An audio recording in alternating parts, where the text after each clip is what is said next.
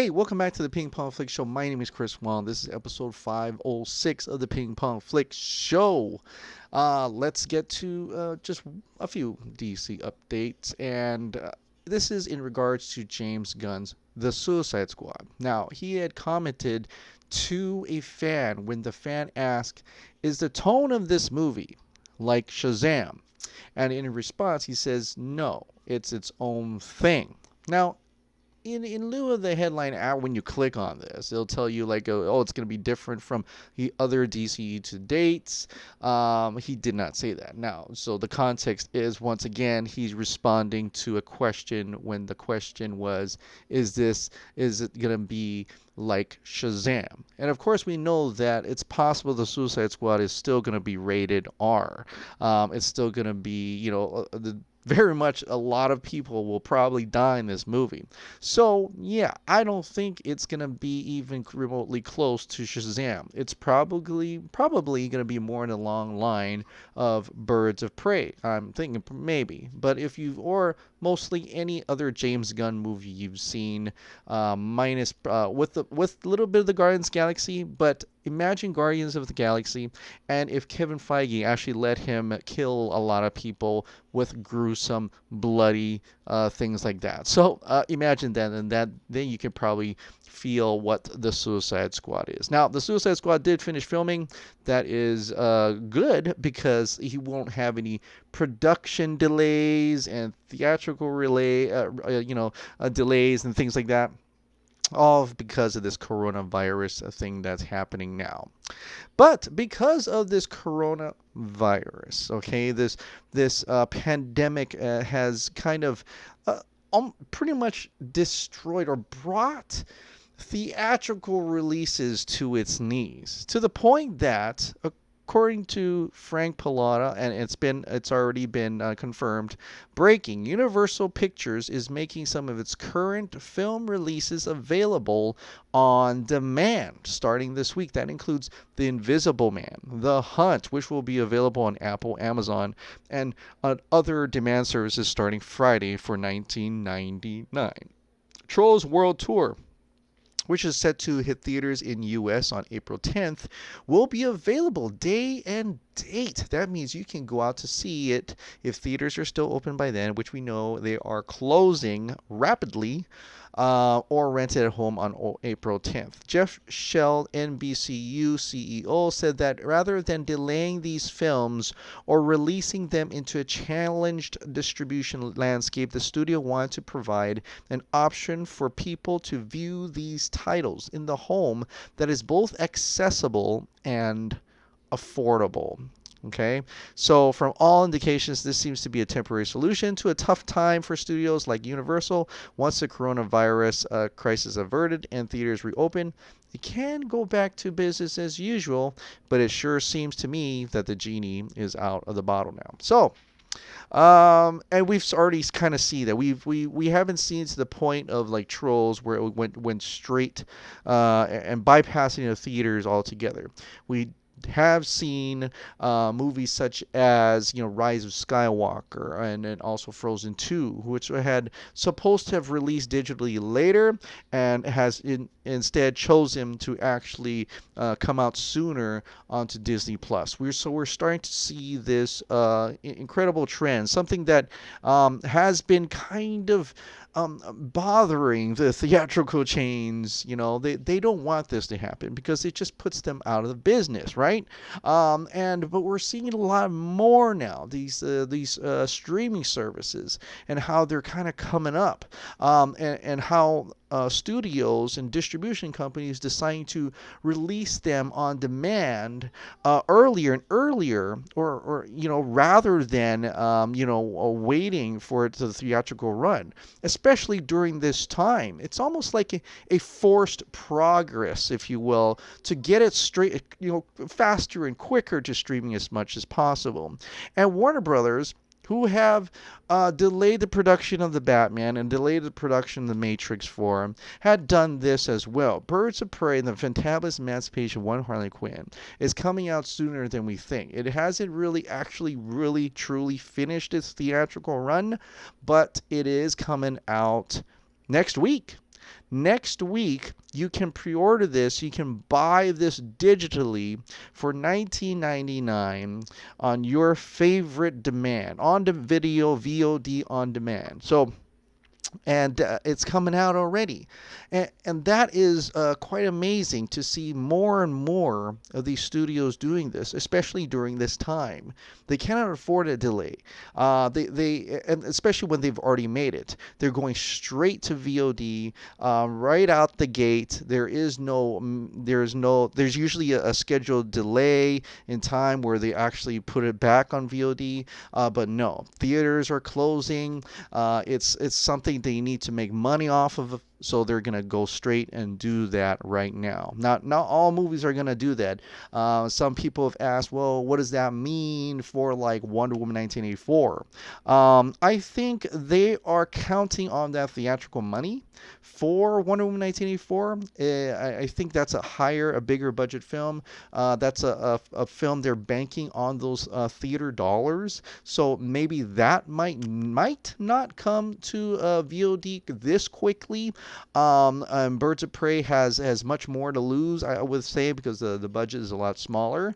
And also, it didn't do so well in the movie theaters. And so I think this is a right decision, it's a good move. And I think other studios will start to head in this direction.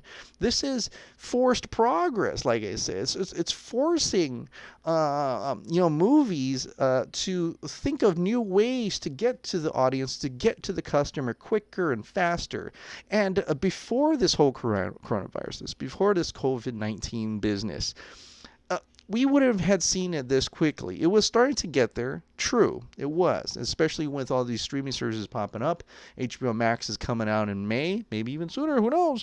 And Disney Plus and Netflix, we're seeing a lot this more.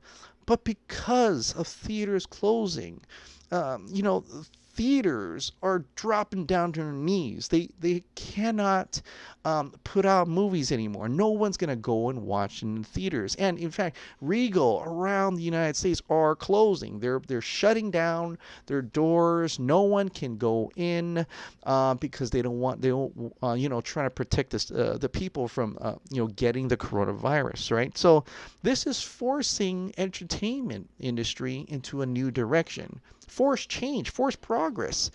And maybe sometimes for the better. I don't know. Well, we'll have to wait and see in terms of certain movies that we're trying to expect. Like, I don't know, Zack Snyder's Justice League, for one. But speaking about that era of DCEU, Amy Adams has finally joined social media in a certain way, and she found herself on Instagram. She started this because she's kind of doing something together with Jennifer Garner and Save the Children, feeding children. So that's awesome. She is now on social media. You can see her there as now. And with that, there's this article came out from Empire Magazine in a print edition. They said that Amy Adams would totally be open to reprising her role as Lois Lane in a future DC movie, but isn't holding out hope. I think the studio is moving in a different direction from my understanding. Now, that may sound not very hopeful for the rest of us, but we do know that she definitely has one additional scene in Zack Snyder's Justice League, right? There is still that going on.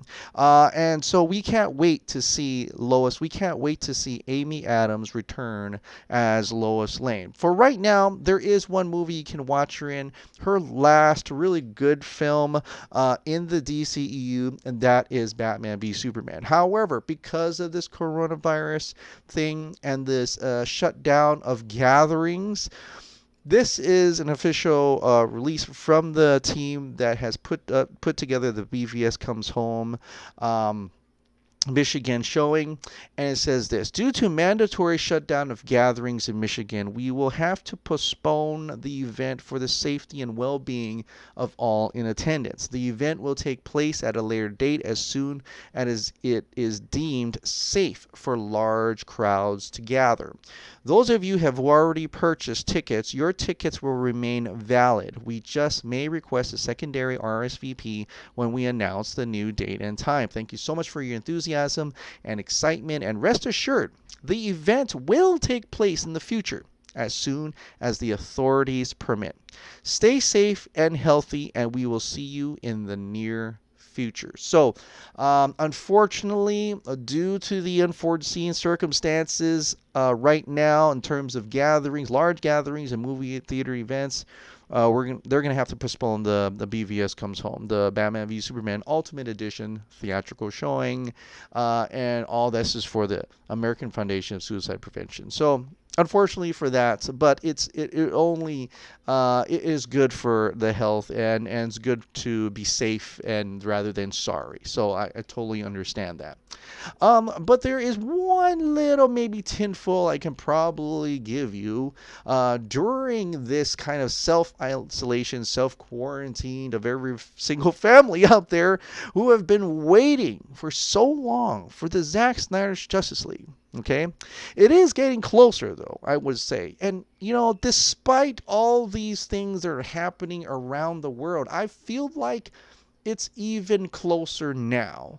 Like, I don't know about eventual release because Zack Snyder still has to go out and shoot some additional photography, but maybe even an announcement. That there are people, the entertainment industry is trying to find ways to get reconnected back with the customer, back with the audience, without having them to put them in a brick and mortar theater, right? Have them watch it at home. And so I would kind of expect to see a rather large, rush and surplus of content trying to slam it into what we know now would be the HBO Max. And Warner Max is probably working hard to get all these things put together. I even heard there was a tweet they were going around that Army of the Dead is going to have a trailer soon because that's going to go to Netflix. There's nobody stopping you from watching a movie at the safety confines of your own home. And so, with that being said, then it should be safe to say that Warner Max will probably be pushing every chance they get to get every single content they can possibly think of and put their hands on onto HBO Max, and that includes an epic 3.5-hour movie called Zack Snyder's Justice League. Now, that Zack Snyder's Justice League is an interesting one, especially in terms of how it's being finally kind of slowly being revealed by Zack Snyder himself. Now, we know of the shirt, we know of the beanie, and I have one beanie right here. And on the shirt and the beanie, there is the Justice League logo. There is the logo of Martian Manhunter.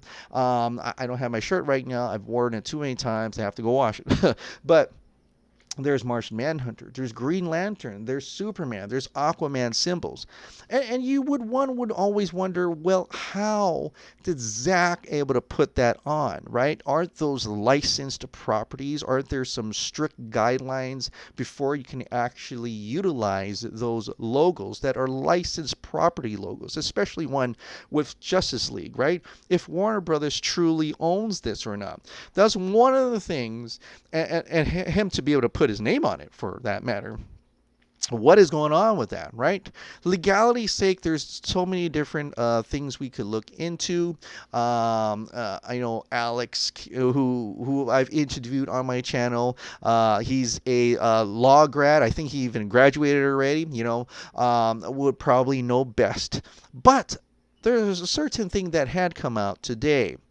All Ink to the People put out a fundraise on the Link to the People. And Jeffrey Robertson asked him, if I wanted to use copyrighted or trademarked images on a fundraising t-shirt, how could I do that? And for the longest while, we thought, well, maybe because it's a charity thing. It's a charity. It's all straight to the American Foundation of Suicide Prevention, that Zack Snyder was able to utilize these logos without getting in trouble with Warner Brothers or DC. But Ink to the People did respond to that, and they said this: unfortunately, we cannot print licensed imagery. There are various reasons for this, but it all comes down to licensing in the end. If you own a license for the artwork, we'd be happy to print it for you. And I would suspect that they know what we're referring to. And if indeed they are referring to this, what does that mean? Does this mean Zack Snyder either owns this now? Does he actually own the Justice League logo? Does he own the symbol for Superman? Does he own the symbol for Batman, Green Lantern, Martian Manhunter, which is not even in the original Justice League movie, Wonder Woman, Aquaman? Does he own those licenses? And most of the time, you'd probably say no. But if he's collabing, if he has permission from the companies that own that product, and he's got permission to put his name on top of the symbol that Warner Brothers, DC, maybe even Warner Max owns, AT&T owns, then what does that mean? That means it's coming out 100%. He must have gotten the permission to use this, must have gotten permission to be able to put on a sweater, and must have got permission to release his Snyder Cut. And I think that is something to be excited about during this hard time as you're waiting at home for this thing to blow over. I know it's brought a smile to my face and got really me excited. But let's see what you have to say about that. If you have any more input to this matter, please let me know. But I'll also end on this. I did a interview, and this is actually for my Ping Pong Rangers show.